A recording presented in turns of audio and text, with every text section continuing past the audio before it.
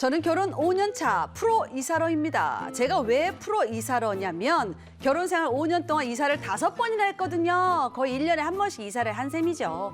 상황이 이렇다 보니 인테리어는 꿈도 꿀 수 없었습니다. 그런데 드디어 꿈에 그리던 집에 전세로 들어가게 됐습니다. 정말 기뻤어요. 우리 집 터가 이게 좋아. 여기 살던 사람들이 다 잘 돼서 갔어. 이재용 씨 알지? 여기서 살았거든. 이재용 씨가요? 그래, 여기서 살았어. 돈 많이 벌었잖아요. 그러니까 이제 세대급은 오래오래 여기서 살고 난 전세금 많이 주는 것보다 그냥 오래 살 사람이 필요하니까 오래 살라고. 응? 진아 씨 짱이다. 집이 너무 마음에 들어서 저도 오래 살고 싶어요. 아저씨 말씀대로 오래 살 테니까 저희 내쫓으면 안 돼요. 아, 그럼. 저는 오래 살 수 있다는 생각에 꿈에 그리던 인테리어도 하면서 집을 예쁘게 가꿨습니다. 이사에 대한 스트레스 없이 마음 놓고 살기를 1년. 청천벽력 같은 소식이 찾아왔습니다. 그거 참 미안하게 됐어요. 오래오래 살라고 했는데 갑자기 미국에 있는 우리 아들이 귀국한다고. 그거 보여. 집 좀 빼요. 아니, 아저씨 아무리 그래도 그렇지 이렇게 갑자기 집을 빼라고 하시면. 그래서 내가 미리 얘기하잖아요. 아직 계약 기간 남아 있으니까 그 안에 집 좀 알아봐요. 내가 이사비도 줄게.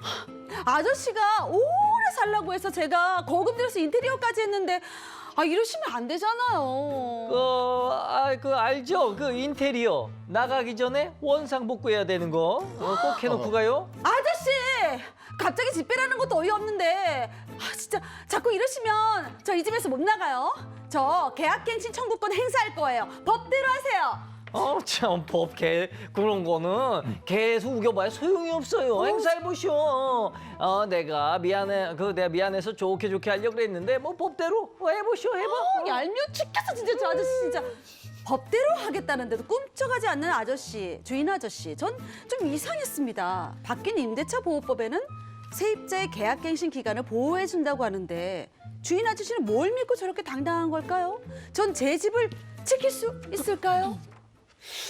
그래서 지난 시간에 계약갱신 청구권에 대해서 알아봤잖아요. 네. 근데 세입자가 이거 더 살겠다고 요구할 수 있을 것 같은데 어떻게 된 겁니까? 그러게요. 네, 해당 사연의 주인공 주부 A씨인데요. 5년 차 주부고요. 서울에 살다가 경기도 일산으로 전세를 갔다고 합니다. 전세로 집을 구한 A씨는 계약 당시 4년에서 6년 정도 살고 싶다고 집주인에게 얘기했고요. 집주인도 흔쾌히 그럼 오래 살라고 이렇게 얘기를 했습니다. 그래서 별다른 걱정을 하지 않던 차에 이사한 지 1년 10개월 만에 집을 빼달라는 통보를 받게 됩니다. 바로 집주인의 아들이 들어와야 한다는 이유였습니다. 그러니까 A씨가 자신의 안타까운 상황을 호소하면서 임대차 3법 때문에 쫓겨난다고 했단 말이에요. 그럼 임대차법이 임차인을 보호하는 그런 법이잖아요. 그렇죠. 그래서 네. 계약갱신 청구권 그리고 이제 전월세 상한제 굉장히 세입자한테 유리하게 법이 이제 개정이 됐는데요. 주택임대차보호법 개정안이 작년 7월에 통과가 됐고요. 또 전월세를 신고하는 부동산 거래 신고에 관한 법률도 역시 작년에 통과가 돼서 굉장히 세입자를 보호하는 법으로 강화가 됐습니다. 네, 지금 지난 시간에는 우리가 상가임대차보호법의 계약갱신 청구권에 네. 대해서 알아봤고 이번 시간에는 주택임대차보호법에 대해서 이제 계약갱신 요구권을 얘기를 하고 있는 거예요. 그런데 이런 임대차 3법이 적용이 되게 되면 2년 계약을 했다고 하면 계약갱신 청구권을 행사해서 총 4년 동안 임대차 계약을 준속할 수 있는 권리가 생기는데 이때 예외 조항이 있습니다.